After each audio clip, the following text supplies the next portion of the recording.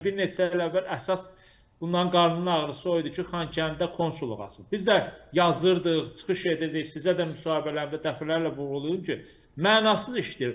Xankəndində Rus yaşamır ki, sən orada konsulluq açırsan. Konsulluq addan Ruslara, öz vətəndaşına xidmət mənası verir. Açmaq istəyirsə gedin Gəncədə açın. Gəncədə bəli, bizim soydaşlarımız Moskvaya, Sankt-Peterburqa gedirlər, orada ticarətlə məşğul. Orada gedin açın, necə ki, Türkiyə açıb Gəncədə. Yəni bu məsələdən geri çəkildilər amma. Sonra da görürsünüz son bir ildə bu mövzunu gündəmə gətirmir. Ya arda-arda deyirlər, Xankəndidə konsulluq istəyir, konsulluq gördülər ki, biz buna müsbət yanaşmayacağıq. Sonra bu məsələdən çək. İndi də nə ola bilər bu səfərlə bağlı? Ola bilsin Qarabağda hansısa nəqliyyat layihələrinin icrasında iştirak edə bilər. Amma burada da məsələ burasında biz onsuz da bu layihələri bitirmək üzrəyik. Dəmir yolu, avtomobil yollarının 70-80%-ni bitiririk. Bizə əlavə maliyyə də lazım deyil. Amma yenə də maraqlanırlarsa, hansısa kəndin bərpasında iştirak etmək istəyirlərsə, buna da biz imkan verə bilərik. Qoy iştirak etsinlər, bu normallaşmaya da xidmət edək. Sualın ikinci hissəsinə gəlir Azərbaycan dilinə. Bu dili ilə bağlı dediyi bu da Azərbaycana bir jestdir, xoş gəlsin deyə. Çünki Azərbaycanda həqiqətən rus dilli məktəblər var, rus dilli universitetlər var ki, mən əslində bunu da qəbul etmirəm. Çünki başqa dildə niyə biz dövlət büdcəsi maliyyələşməlidir, universitetlər, məktəblər. Yəni kimsə rus dilini öyrənmək istəyirsə, yəni bu kurslar var. Üstəgəl məktəblərimizdə zaten rus dilli müəllimlər var, onlar da öyrədir. Amma ayrıca rus dilli məktəblər, rus dilli siniflərin olması bu məncə doğru deyil. Amma nəysə, indi Rusiya indi buna qarşılıq olaraq da demək ki, güya Rusiyada da Azərbaycan dili şərait yaradan idinizsə, indiyə nə kimi edərdiniz də. Aydındır ki, orada Azərbaycan dilini ruslar öyrənməyəcək ki. O Azərbaycan da bizim orada soydaşlarımız illərlə yaşayan və yaxud orada doğulan Azərbaycanın övladları üçün bu kurslar nələrsə olacaq. Bu olmalıdır. Oysa bilirik ki, Rusiya vətəndaşlarının, çox da Rusiya vətəndaşı gedib Azərbaycan dilli kurslarda iştirak edən də deyirlər. Yəni onların marağı yox, olmayacaq. Amma bizim orada soydaşlarımızın övladları, orada doğulanlara bu vacib lazımdır. Amma bunu gərək əvvəl yaradan. İndi də yaratmaq istəyirlərsə, əsas odur ki, yaratmaq istəyəndə mane olmasınlar. Yəni mən inanıram ki, bizim orada diaspora təşkilatlarının belə təşəbbüsləri çox olub. Yəni ki, maneələr özləşmir.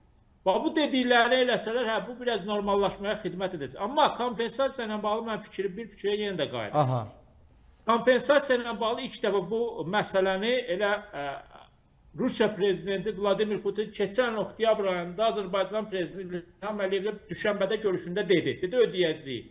Oktyabr keçdi, ödəmədilər. Noyabr, dekabr, yanvar keçdi, ödəmədilər. Prezident yəni Averçuk dedi ödəyəcəyik. Ona görə gözləmək lazımdır.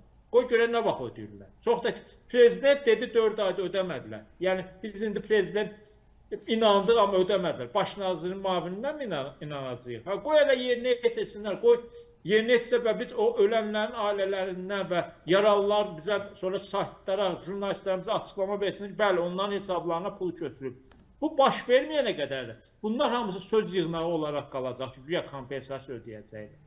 Yeri gəlmişkən, indi ümumiyyətlə biz Rusiyanın səmimiliyini əgər öyrənmək istəyiriksə, bizə ən böyük dəstəyi mən hesab edirəm ki, həm də Ermənistanla həmin o Zəngəzur dəhlizi ilə bağlı müəyyən detallar var ki, onlarda ortaq məxrəcə gəlməsi deyilmi? Eyni zamanda elə bu kontekstdə istəyərdim Ermənistandakı seçki prosesi, Karapetyan amili, Rusiya burada hansı təsir rıçaqlarına malikdir? Bilirsiniz, bu məsələ ilə bağlı kifayət qədər fərqli müzakirələr var. Ötən həftə sizinlə müzakirəmiz zamanı da maraqlı detallar ortaya çıxdı. Belə məlum oldu ki, əslində cəmiyyətdə də, ekspertlərimiz arasında da bu məsələdə müəyyən fikir ayrılığı həm də ondan ibarətdir ki, bir tərəf hesab edir ki, Putin nə istəsə Ermənistanda eləyə bilər, bir tərəf hesab edir ki, mən düşünürəm ki, siz də o qismdəsiniz ki, düşünürsünüz ki, Putin Paşinyanı bacarmadığı üçün bu situasiya yaranıb əslində. Bax, necə qiymətləndirirsiniz?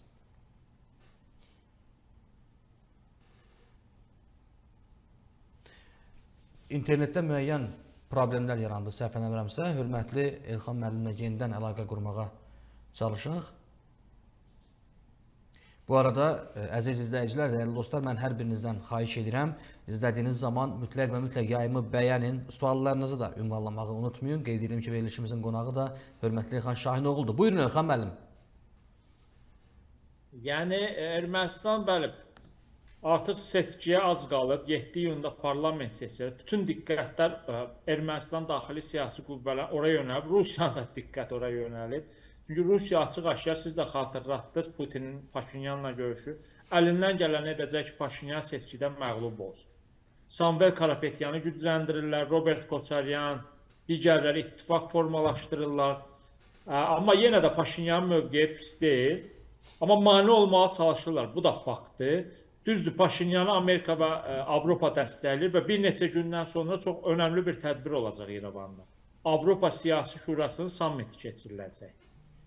Genəldə Bakıda keçiriləcək. Bu sammitə adətən Avropa İttifaqı ölkələrin liderləri və Avropa İttifaqının əməkdaşlıq edən ölkələrin liderləri qatılırlar. Bu Paşinyan üçün çox vacibdir. Bu dəstək anlamına gələcək qərb ölkələrinin. Buna ehtiyacı var Paşinyan. Üstə gəldi Avropa İttifaqı maliyyə ayrılmışı, düzdür, son gündə biraz suallar yargıya dondurub Brüssel onu. Amma o maliyyə də Paşinyan üçün vacibdir ki, ölkə daxilində iqtisadiyyata xərcləyə bilsin. Yəni, bu Paşinyan xeyrinə işləyir ki, biraz daha çox səs qazana bilər. Amma maneələr də yaradacaqlar ona qarşı. Hətta mən düşünürəm ki, seçkidən sonra müxalifət seçki pozuntuları bəhanəsi ilə kütləvi mitinqlərə başlasın. Düzdür, nəticə əldə etməyəcək. Amma bu kütləvi mitinqlər vasitəsilə xaos yaratmağa çalışa bilər Rusiya kəşfiyyatından bir yerdə. Paşinyan məncə buna da hazır olmalıdır. O ki, qaldı Azərbaycana belə açıq deyə Azərbaycan və Türkiyə Paşinyan qələbəsini arzulayır. Biz seçkilərə qatılmırıq. Amma Paşinyan qələbəsini arzulayır ki, ondan yola heç olmasa 2-3 ildə davam edir. Niyə 2-3 il? Paşinyan qələbə çalasa, referendum keçir, konstitusiya dəyişir, sülh sazişi imzalanır və iyul ayında Trump Zəngəzur yolunun inşası başlayır. Sülh sazişi və Trump yolu 2 ildən sonra bitirsə, artıq gələcəkdə hakimiyyətə kim gəlsə gəlsin, bu reallığı dəyişə bilməyəcək. Ona görə 2-3 il bölgədə sülh sabitliyi və əməkdaşlıq üçün mən düşünürəm ki, çox əhəmiyyətlidir. Sizcə Paşinyan cəmiyyəti də bir fakt qarşısında qoya bilibmi? Yəni ictimai rəyi formalaşdıra bilibmi ki, əgər biz getsək, bu revanşistlər gəlsə sentyabrdan müharibə olacaq? Bəli, elə o sizin xatırlatdığınız tezis erməni seçicilərini radikal müharibəyə səs verməkdən çəkindirməlidir. Doğru tezisdir. Bunlar gəlsələr, çünki mən Samvel Karapetyan əsas rəqibidir də Paşinyan. Ev həbsindədir. Bu günlərdə İrəvanın mərkəzində tərəfdarların mitinginə video müraciət göndərmişdi. Azərbaycanla sülh quruculuğundan bircə kəlmə ifadə yox idi. Trump yolundan bircə kəlmə ifadə etdi. Amma nə var idi? Artsaq, nə bilim, Artsaqa qayıdış filan. Ya bu siyasəti davam etdirmək istəyən müharibəyə rəvac verəcək. Düzdür, Samvel Karapetyan da məncə müəyyən reallıqları anlayır. Məsələn, o Qarabağ geri qaytaracağıq kimi məntiqsiz açıqlama da verir. Amma yenə də Paşinyan əldə etdikləri üstünə xətt çəkərsə Azərbaycanla əməkdaşlıqda, yəni sülh olmayacaq, yəni müqavilə imzalamayacaq. Biz olmadan da yaşaya bilərik, bizə problem yox. Türkiyədə sərhəddə açmayacaq. Qalacaqlar yenə pis vəziyyətdə. Halbuki biz imkan yaradırıq ki, Ermənistana nəqliyyat yolları sizdən keçə bilər, Türkiyədə sərhəddə açacaq, siz də qazana bilərsiniz, bu sizin xeyrinizə. Məncə erməni seçicilər mütləq əksəriyyətə ki, ağıllarını itirməyibsə, yəni Paşinyan rəqibinə səs verməzlər. Və Paşinyan bu tezi doğru işlədir ki, bunlara səs versəz, sentyabr demək çətin. Niyə sentyabr deyir, o da aydındır. Müharibə 2 dəfə sentyabrda olub. İkinci Qarabağ müharibəsi və biz o Xankəndini separatçılardan azad edəndə. Ona görə sentyabr işarədə qoy desin, yəni həqiqət pay var əslində buna. Ermənilər düşünməlidirlər ki, Paşinyanı bəyənməsələr belə, amma Paşinyan bir var, pislə ən pis arasında gərək seçim etsinlər, əgər belə düşünürlərsə. Halbuki belə böyük pisliyi dəməyib Paşinyan, belə deyək, indiki ermənilərin müəyyən işlərlə də məşğul. Korrupsiyada adı bulaşmayıb, Koçaryanın da adı bulaşmışdı, Seyid Sarkisyanın da adı bulaşmışdı. Samvel Karapetyan bacarığı heç kimə bəllidir. Bircə o hamı bilir ki, Rusiyaya bağlı adamdır, Rusiyada şirkəti var. Bəs ayrı onun üstünlüyü, erməni seçiciləri arasında heç bir üstünlüyü yox.